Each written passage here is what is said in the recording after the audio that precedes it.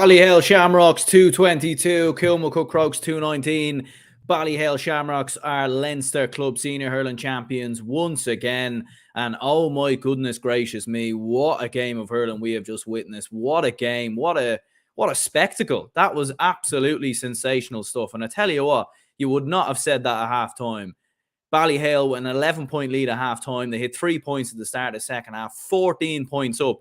You never, ever would have imagined. No one watching that game would have believed that Kilmacud Crokes would make a game out of it. And by goodness me, they made an absolute spectacle out of this. I mean, this would have been one of the greatest club hurling comebacks ever if Kilmacud Crokes did turn it around. 1-7 without reply at one stage in the second half, really making a game out of it. And to think the winning goal in the end for Ballyhale Shamrocks, I think it came from Owen Keneally in the end. It was just a long floated ball in, completely misjudged by Eddie Gibbons, ends up in the back of the net.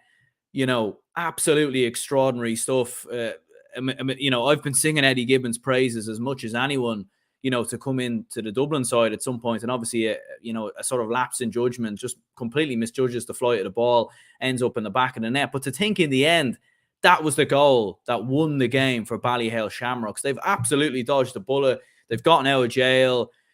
Kilmacud Crokes, in my opinion, should have beaten them. They really should. And how close they were to doing so. You could see a full time, players dropping to their knees. They knew that was a serious chance to beat one of the All-Ireland favourites and to be the reigning Kilkenny champions and, you know, a side who've won All-Irelands, won Leinster championships, one of the best club teams in the country, if not ever. So, wow, absolutely wow. You know, kind of crazy. They said the Leinster championship was dead. The so-called experts and everything else, you know, and it probably up until half-time in this game probably was dead, you know, because Ballyhale Shamrocks were so comfortable. They never looked like they were going to lose this. And, you know, to think at one stage in the first half, they hit 1-9 without reply from the 9th minute right up until the 27th minute. And, like, from a Kilmacud Crokes point of view, like, they started quite strong. Like, Oisin O'Rourke hit it free. Alex Considine and Fergal Whiteley looked fairly lively. They were getting a couple of opportunities. But then once Ballyhale Shamrocks kicked into gear, it was like Kilmacud Crokes' heads dropped, you know, and they sort of just lost all focus. They were losing ball, making simple errors. The movement, the desire just wasn't quite there that was there in the first half. You know, Colin Fennelly getting a lovely score. Owen Cody, Adrian Mullen contributing as well. Colin Fennelly obviously getting the goal after looked like a mistake from O'Loughlin. He just couldn't quite scoop the ball up. Colin Fennelly lapses onto it, puts it in the net, and, you know, Shamrocks are just cruising. Absolutely cruising. TJ Reid with 6 points in total. He was looking very good. And it just looked dead and buried. And I think Kilmacud or Ballyhale Shamrocks must have felt that this game was dead and buried because, like, they started the second half quite strong. Like, they hit 3 points without reply at the start of the second half. In fact, they actually hit 6 points without reply at the start of the second half. And, you know, they were absolutely cruising. 14 points to the good. You know, Caelan Conway gets a goal for Kilmacud Crokes, and it was like the complete momentum just shifted. All of a sudden, Kilmacud Crokes were just running at Ballyhale. They were being so direct. They were taking them on, man for man. Dara Purcell, excellent. Oisin O'Rourke, outstanding. Caelan Conway getting forward. Ronan Hayes was doing all sorts of damage, even though he didn't score.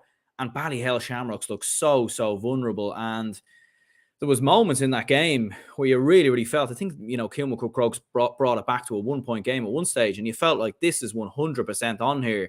In the space of about 10 to 15 minutes, it went from a 14-point deficit to a 2-point deficit. An incredible turnaround. But look, you do have to praise Ballyhale at the same time. They managed to get over the line in the end.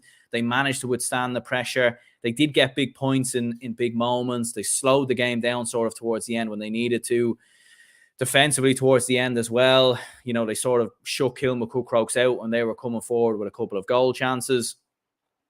You know, and in the end, just about done enough. But it was extremely close going down that home stretch. And, you know, as you said, that mistake, that error from Eddie Gibbons, you know, if he catches that, Kilmacud Crokes still have the momentum. I think that goal was just such a killer blow for Kilmacud Crokes. It just came at the completely wrong time, and Crokes were clearly had the momentum, and Keneally was clearly looking to float a long ball into the square, was in by no means going for goal, and it was actually a bad pass in the end because Eddie Gibbons should have just gathered it and moved forward, but it ends up in the back of the net. And yeah, look, what a result in the end for Ballyhale Shamrocks. They go through into the All-Ireland semi-finals. Kilmacud Crokes, I mean, they'll be very, very disappointed with their first half performance. That was really the killer blow, conceding 1-9 without reply. But I think they did themselves proud in the second half, and they showed that there is a lot of great hurlers in the county, a lot of great hurlers in Kilmacud Crokes. To think of where they were last year when they were beaten by Clock Balacolla, to give a performance like this in this game, absolutely brilliant stuff from a Kilmacud Crokes point of view. And they'll be very disappointed in the end. They've lost the game and disappointed in their first half, but to give Ballyhale as good as a game as it was in the second half, absolutely brilliant stuff from a Kilmacud Crokes point of view. And they'll be disappointed right now, I'm sure, but I think when they look back at the grand scheme of things, they'll think some massive progress for Kilmacud Crokes. A young side and an experienced side in many ways. This is something that they'll carry with them, I think, going into next year. And Kilmacud Crokes hurling looks to be in a very, very good place, in my opinion. From a Ballyhale Shamrocks point of view, they have a lot of work to do going up against Ballygunner in the All-Ireland semi-finals. Ballyhale Shamrocks just every now and again seem to have a lapse in them. You think of when they played Naas the last day, a little bit slow out of the blocks. Another team could have really punished them and finished them off. They just seem to have moments of lapses, and you can't do that against a side like Ballygunner because they'll absolutely wipe you to the floor. And whether it was complacency, I'm not quite sure in that second half, but certainly a lot for them to work on. And you could see even Colin Fennelly winning man of the match, cameras going on him. He just looked relieved. He wasn't even jumping around celebrating. It was kind of more like, whew, we got away with that one. We came through that one in the end. So yeah, Ballyhale Shamrocks, Leinster Club Hurling champions for another time. Massive congratulations to them. Kilmacud Crokes, disappointment for them, but plenty of positives to take on into next year. A lot of lads in that side I expect to come into the Dublin team, surely. But yeah, let me know your comments in the comments down below. Let me know your opinions, your thoughts.